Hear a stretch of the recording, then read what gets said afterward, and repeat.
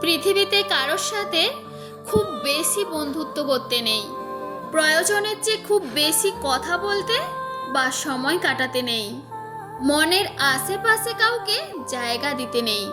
সেটা বন্ধু হোক বা বান্ধবী, সেটা প্রেমিকা হোক বা প্রেমিক। এক কথায় মানুষ শব্দটাই মনের আশেপাশে রাখতে নেই। কাউকে নিজের কমফোর্ট জোন বানাতে নেই, খুব বেশি আসক্ত হতে নেই। কারণ যখনই আপনি কারোর কাছে অস্তিত্ব পাবেন, শান্তি পাবেন, কাউকে আপনার কমফোর্ট জোন ভাবতে শুরু করবেন, ঠিক সেই মুহূর্ত থেকেই আপনার জীবনে ভালো থাকার মেয়াদ শেষ হতে শুরু করবে। কারণ আপনি ওই মানুষটাকে আপনার জীবনে ধরে রাখতে চাইবেন, কোনো কিছুর বিনিময়ে সারা জীবন আপনার পাশে থাকুক। পৃথিবীতে 810 কোটি মানুষের ভিড়েতে একটা মানুষ আমার কমফোর্ট জোন হোক, এটা দোষের না, কিন্তু এসবের মাঝে আপনি আপনাকে হারিয়ে ফেলবেন। সমস্যাটা শুরু সেখানেই। বন্ধু হিসাবে আপনি তাকে কয়েকদিন ধরে রাখতে পারবেন, কয়েক মাস, কয়েক বছর, একদিন তার জীবনে অন্য কেউ আসবে, তখন আপনি হারিয়ে যাবেন একটু একটু করে। আর ভালোবাসার মানুষ করে সে হয়তো সেই নজরে আপনাকে কখনো দেখেনি, অথবা হারানোর ভয়ে আপনি কখনো তাকে বলে উঠতেই পারেননি, কিন্তু তবুও দিন শেষে সে হারাবেই।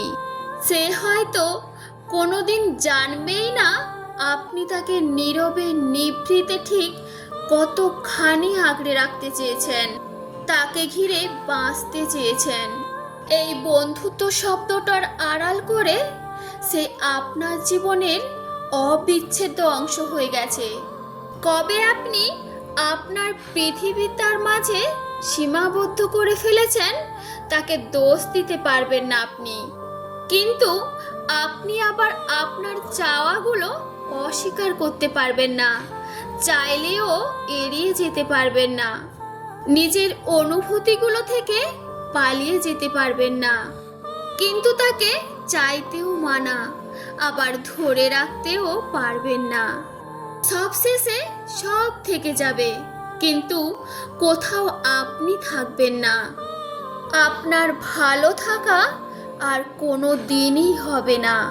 সেই একটা মানুষের ঘাটতি হয়তো সারা জীবনেও পূরণ হবে না। মানুষ সবার কাছে স্বস্তি পায় না, এরা কিছু মুহূর্তের জন্য স্বস্তি দিয়ে আমাদের বদ অভ্যাস তৈরি করে দিয়ে যায়, তারপর খুবই যন্ত্রণা দিয়ে হারিয়ে যায়।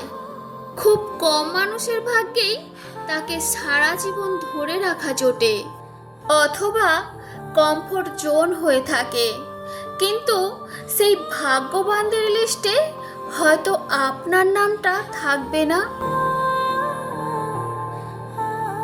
আজকের ভিডিওটি আপনাদের কেমন লাগলো অবশ্যই কমেন্ট করে জানিও।